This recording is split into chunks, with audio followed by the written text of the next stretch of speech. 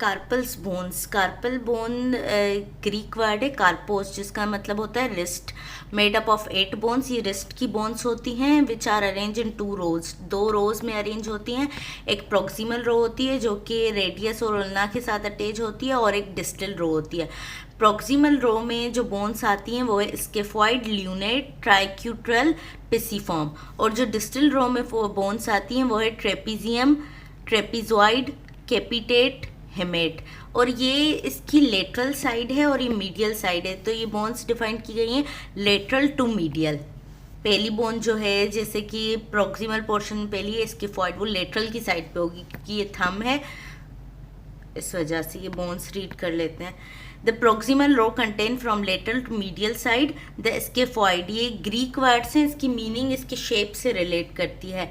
जैसे कि स्केफॉइड है बोट शेप्ड, ये रिस्ट की बोन है, और ल्यूनेट मून शेप है, और ट्राइक्यूट्रल 3 कॉर्नर्ड है, एंड पिसीफॉर्म पी शेप्ड है, छोटा सा पी दाना। The distal rows contain in the same order trapezium 4-sided geometric figure, trapezoid babies shoe के शेप की है, एंड कैपिटेट हेड के शेप की है, और हेमेट हुक शेप की है। यहाँ पे देख लेते हैं,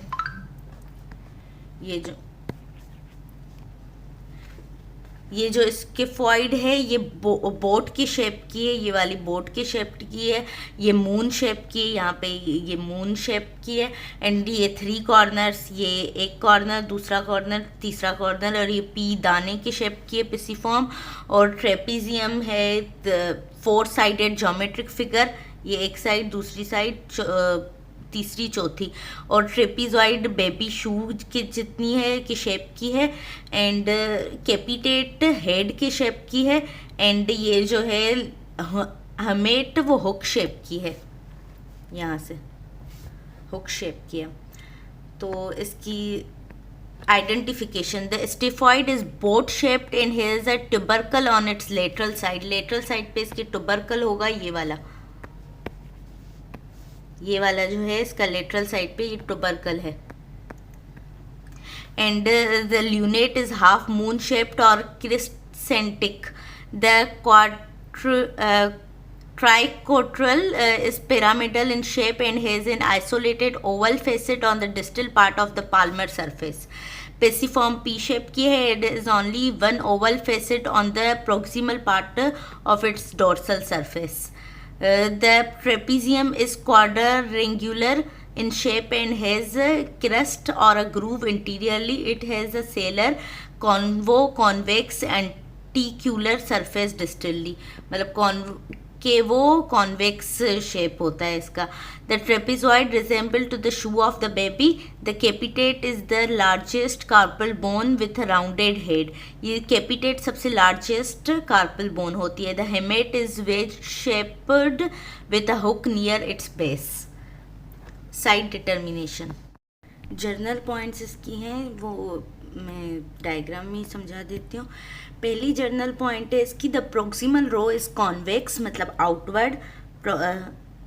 प्रोक्सिमल रो कॉन्वेक्स, प्रोक्सिमली मतलब प्रोक्सिमल साइड पे कॉन्वेक्स होगी, और डिस्टली ये वाली कॉनकेव होगी, मतलब प्रोक्सिमली आउटवर्ड होगी और कॉनकेव मतलब इनवर्ड होगी डिस्टली। और जो डिस्टल रो है वो कॉन्वेक्स होगी प्रोक्सिमली, यहाँ पे आउटवर्ड कॉन्वेक्स होगी, और डिस्टली स्ट्रेट लाइन होगी। यहाँ पे जैसे हम देख सकते हैं कॉन्वेक्स, कॉनकेव, बाकी डिस्टल वाली कॉन्वेक्स, फिर स्ट्रेट। बाकी है ईच बोन है 6 सरफेसेस, हर बोन की 6 सरफेसेस होती हैं, and the palmar and dorsal surfaces are non articulate, मतलब पाल्मर इस साइड वाली, ऊपर वाली, और नीचे वाली जो सरफेसेस होती हैं वो नॉन आर्टिकुलेट होती हैं सिवाय 2 बोन्स के।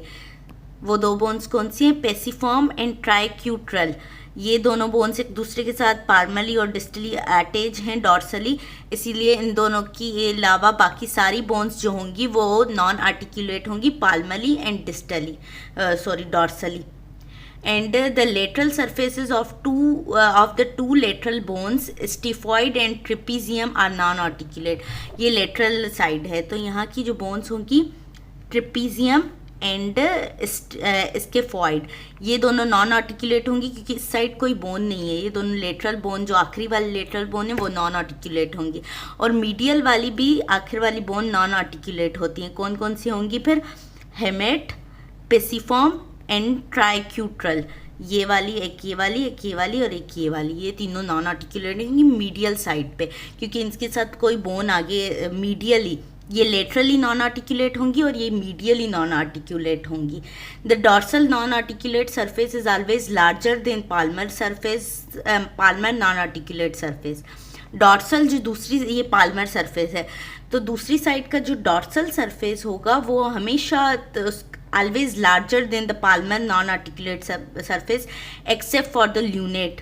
ल्यूनेट कौन सी? इसके अलावा बाकी सारी बोन्स का जो पाल्मर सरफेस होगा वो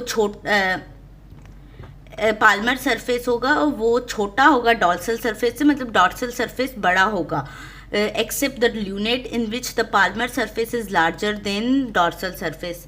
इसमें ल्यूनेट एक ऐसी बोन है जिसका पाल्मर सरफेस बड़ा होता है और डॉर्सल छोटा होता है।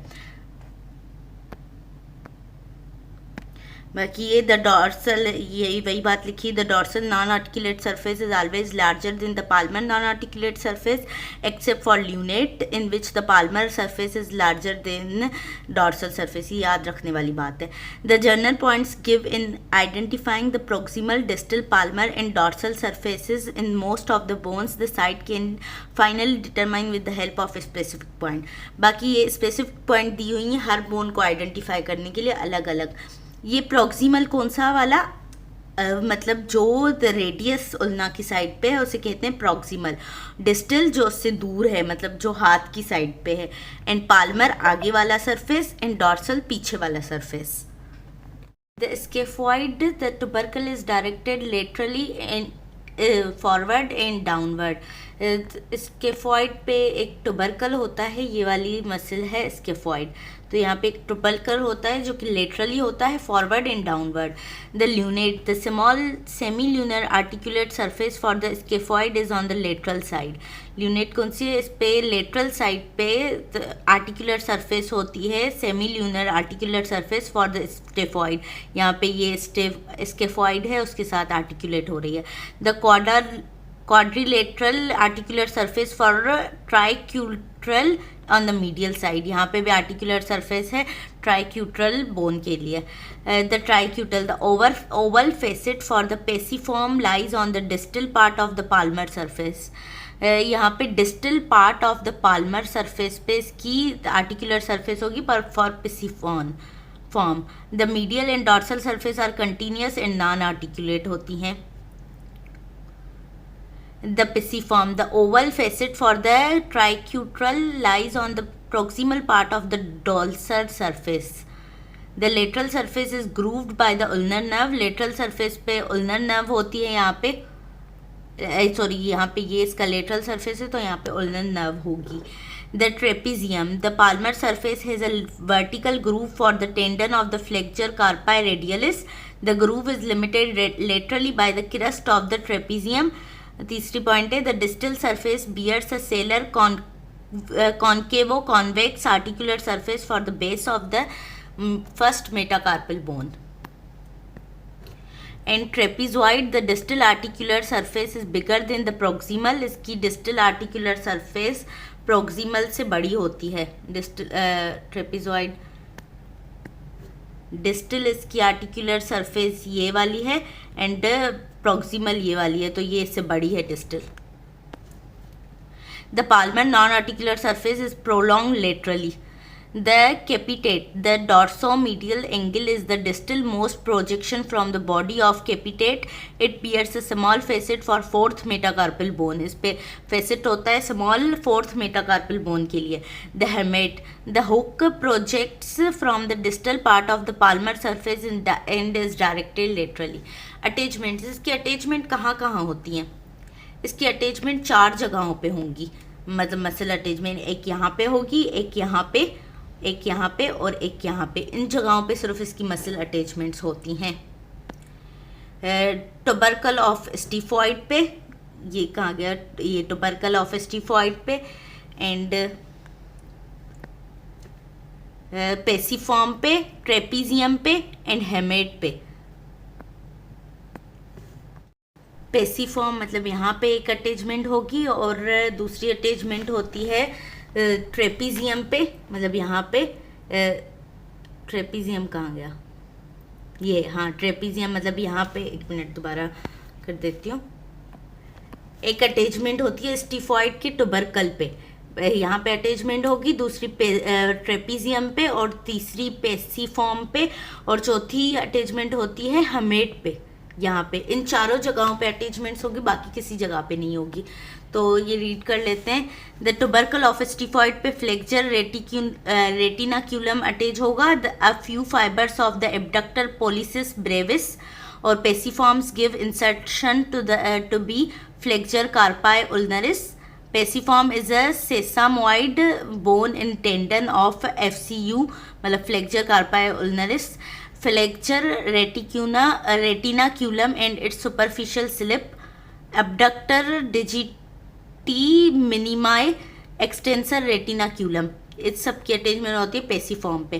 ट्रेपीजियम पे the crest give origin to abductor pollicis brevis and flexor pollicis brevis and opponens policies.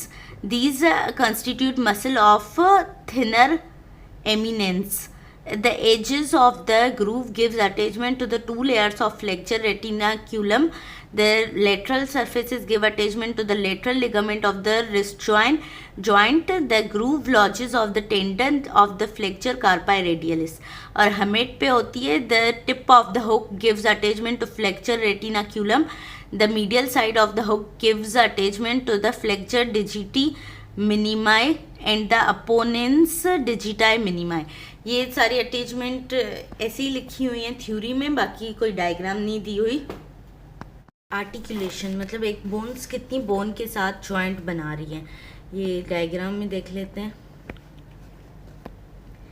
The scaphoid bone, ये वाली स्केफॉइड बोन है, ये किसके साथ जॉइंट बना रही है? एक तो ये रेडियस के साथ, यहाँ पे लेटरल बोन है, लेटरल साइड पे क्या होता है रेडियस, एक तो ये रेडियस के साथ जॉइंट बनाएगी और दूसरा ये जॉइंट बनाती है ल्यूनेट के साथ। ये ट्रेपीजियम ये है, एक ट्रेपीजियम के साथ जॉइंट बनाएगी, एक ट्रेपीजॉइड के साथ जॉइंट बनाएगी, दूसरा ल्यूनेट के साथ जॉइंट बनाएगी और चौथा ये बनाएगी कैपिटेट के साथ जॉइंट। तो ये सारी बोन्स इसके स्केफॉइड के साथ जॉइंट बना रही हैं। और दूसरी है ल्यूनेट। ल्यूनेट कौन सी बोन्स के साथ जॉइंट बनाएगी? ये रही ल्यूनेट, ये जॉइंट बनाएगी रेडियस के साथ, स्केफॉइड इसके साथ, एंड कैपिटेट के साथ, एंड हेमेट के साथ, ये वाली हेमेट है इसके साथ जॉइंट बनाएगी, एंड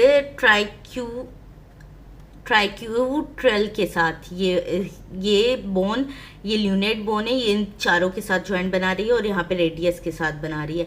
ट्राइक्यूट्रल ये जो बोन है वो जॉइंट बनाएगी पेसिफॉर्म के साथ, ल्यूनेट के साथ, हेमेट ये पेसिफॉर्म के साथ जॉइंट बना रही है, ल्यूनेट के साथ बना रही है, हेमेट के साथ बना रही है,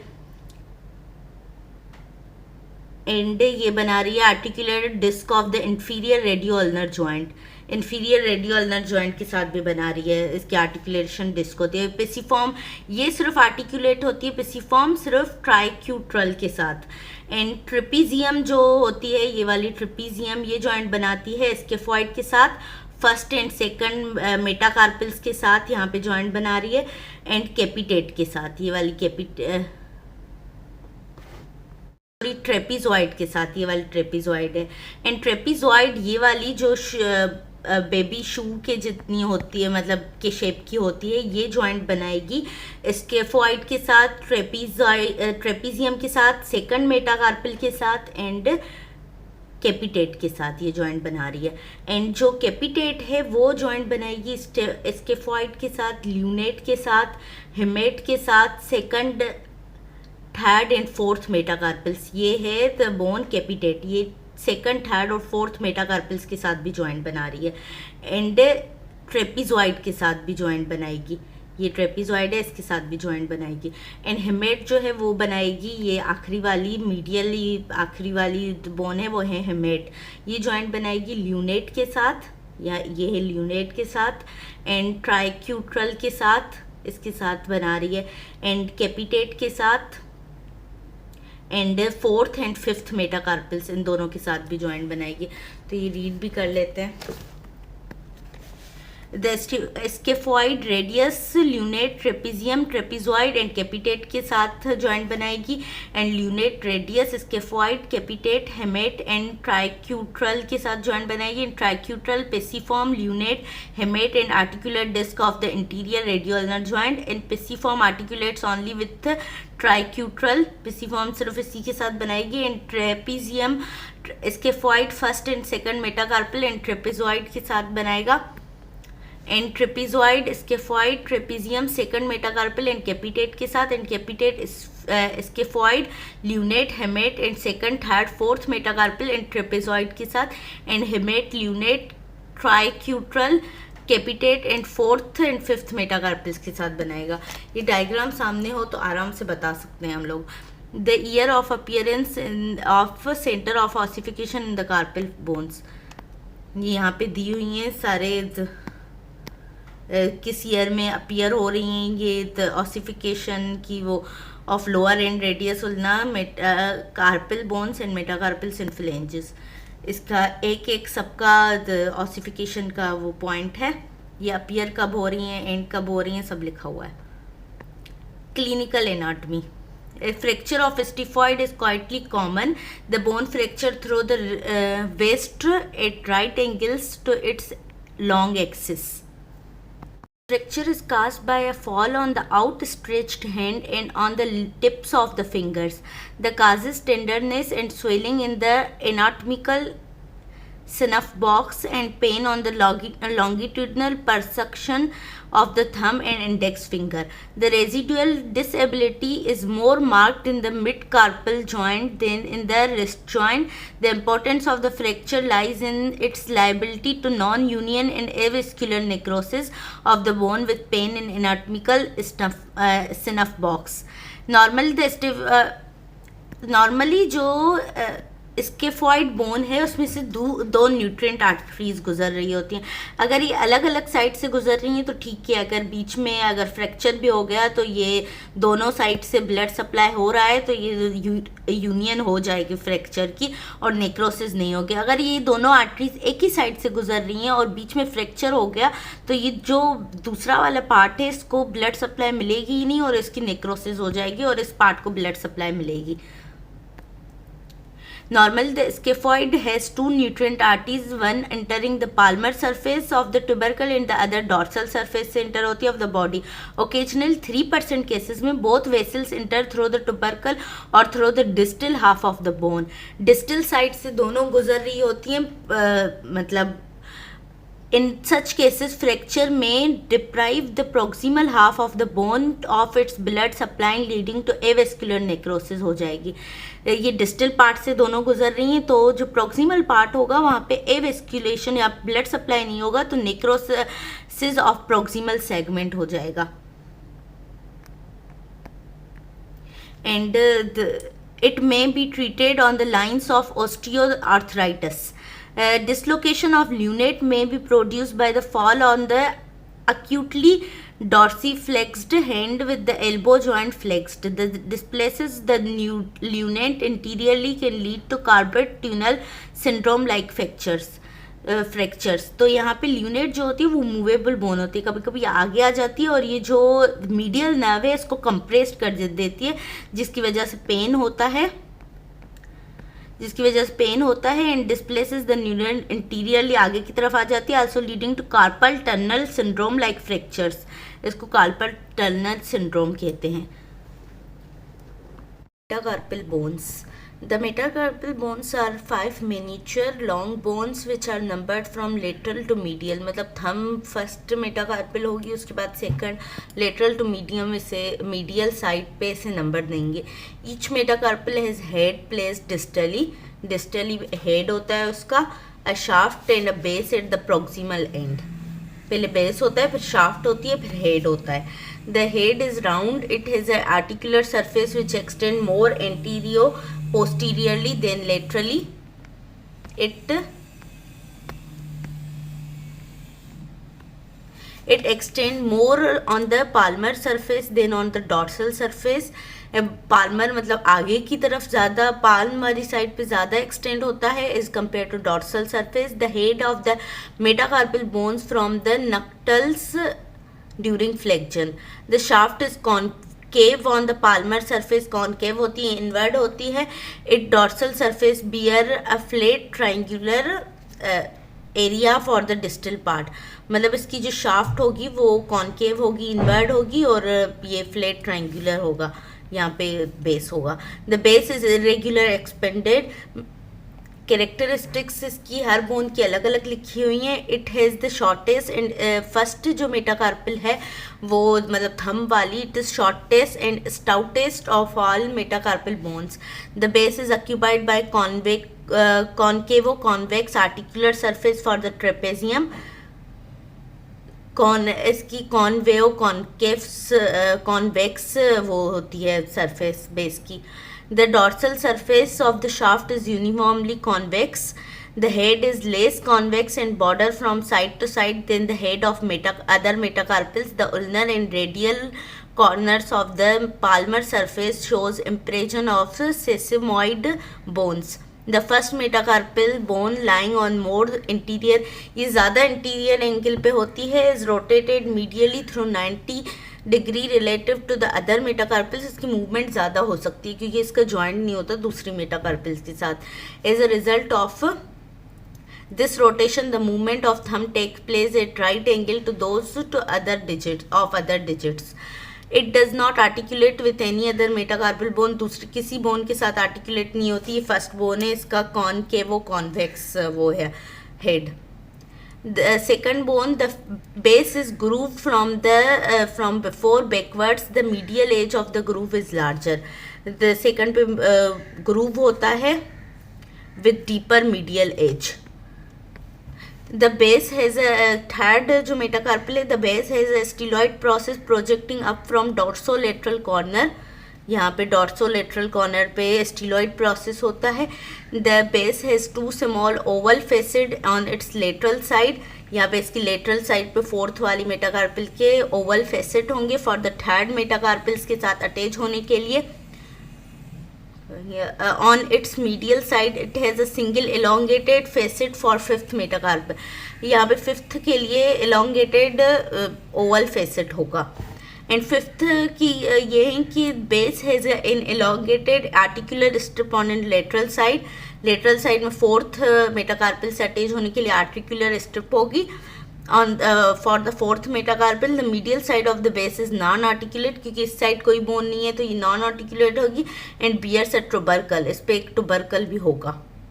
Side determination of metacarpal. The proximal, distal, palmar and dorsal aspect of each metacarpal bone can be made out from what has been stated above. The lateral and medial sides can be confirmed by the following criteria. The anterior lateral surface is larger than anterior medial surface, first का. And second का, the medial edge of the groove on the base is deeper than lateral edge. The medial side of the base bears an articular strip which is constricted in the middle. And third का, the styloid process is dorsolateral. The lateral side of the base bears an articular strip which is constricted in the middle. And third की तीसरी point है, the medial side of the base has two small oval facet for the fourth metacarpal जो कि मैंने देखा है. Fourth metacarpal, the lateral side of the base has two small oval facets for third metacarpal. इस पे हैं तो इस पे भी होंगे. The medial side of the base has an elongated articular strip for fifth metacarpal. And fifth metacarpal के लिए the lateral side of the base has an elongated articular strip for the fourth metacarpal. The medial side of the base is non-articular and has a tubercle होता है. जैसे कि यहाँ पे ये thumb वाली साइड है तो ये लेटरल साइड हुई क्योंकि यहाँ पे दो फ्लेंजेस हैं तो ये स्मॉल होती है और इस साइड पे भी इसका एक वो होता है. एंड ये किसी के साथ आर्टिकुलेट नहीं करती। ये नंबर 1 हुई, ये नंबर 2, 3, 4, 5 ऐसे ये वो होती हैं metacarpals. Main attachments of metacarpals. तो main attachment from the shaft of metacarpals are palmar and dorsal antrochae muscles. Palmar antrochae arise from one bone each, her bone में से निकलती है एक्सेप्ट थर्ड मेटाकार्पल्स कार्पल में से नहीं निकलती। The dorsal interossei arises from adjacent side of two metacarpals। यहाँ पे देख लेते हैं, ये इंट्रोशाई मसल ये थर्ड में से सिर्फ नहीं निकल रही, बाकी सब में से ये रही, इसमें से ये एंड इसमें से ये वाली fourth palmar interossei, third palmar interossei and इसमें भी है एंड इसमें भी है फर्स्ट पाल्मर एंट्रोशाई ये वाली, तो सब में है सिवाय कार्पल मेटाकार्पल थर्ड में नहीं है। The other attachments are listed below. First metacarpal की attachment है Oponius pollicis is inserted on the radial border and the anterolateral surface of the shaft, and abductor pollicis longus is inserted on the lateral side of the base. The first palmar antrochaeus muscle arises from the ulnar side of the base. And second metacarpal की attachment है flexor carpi radialis is inserted on the tubercle on the palmar surface of the base. The extensor carpi radialis longus is inserted on the dorsal surface of the base, and the oblique head of adductor pollicis arises from the palmar surface of the base.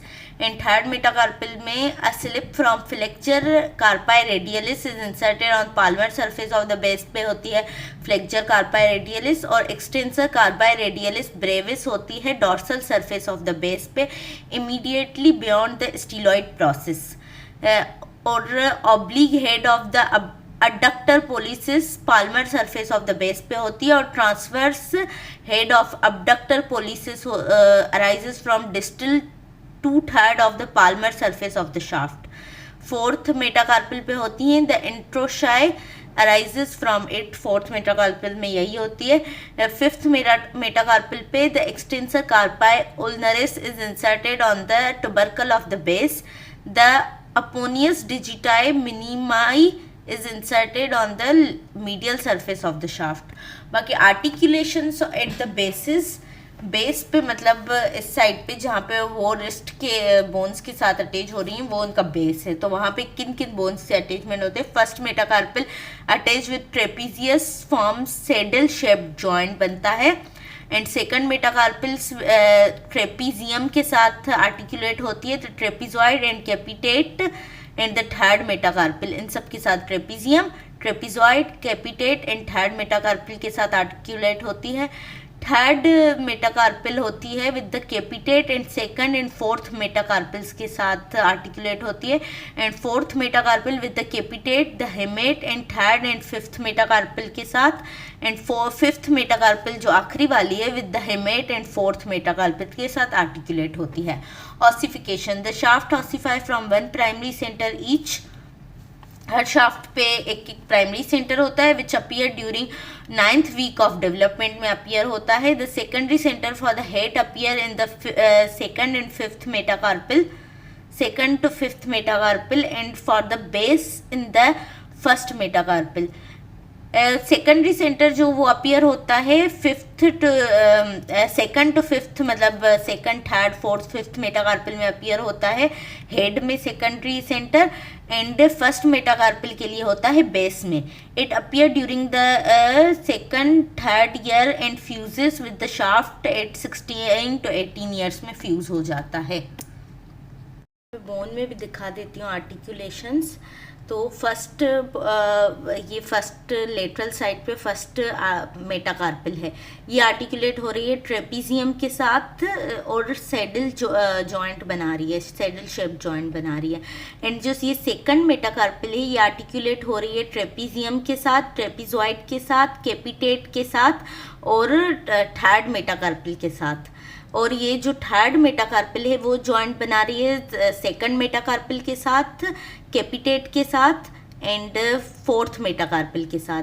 And ये जो fourth metacarpal है ये joint बना रही है कैपिटेट के साथ, hamate के साथ and third and fifth metacarpal के साथ जॉइंट बना रही है, थर्ड वाली के साथ और फिफ्थ वाली के साथ, और फिफ्थ हेमेट के साथ जॉइंट बना रही है और फोर्थ मेटाकार्पल के साथ बना रही है। ठीक है, अब क्लिनिकल्स पढ़ लेते हैं। Fracture of the base of the first metacarpal is called Bennett's fracture. यहाँ पे फर्स्ट मेटाकार्पल के बेस थंब ज़्यादा वो मूवमेंट शो करता है, तो यहाँ पे अगर इसके बेस में फ्रैक्चर हो जाए उसे कहते हैं Bennett's fracture. It involve the interior part of the base and is caused by a force along its long axis. The thumb is forced into semi flexed position and can not be oppose. The fist can not be clench. दूसरी point है the other metacarpal में also दूसरी भी fractured हो सकती है by direct और indirect violence. Direct violence usually displaces the fractured segment forward, indirect violence displaces them backward.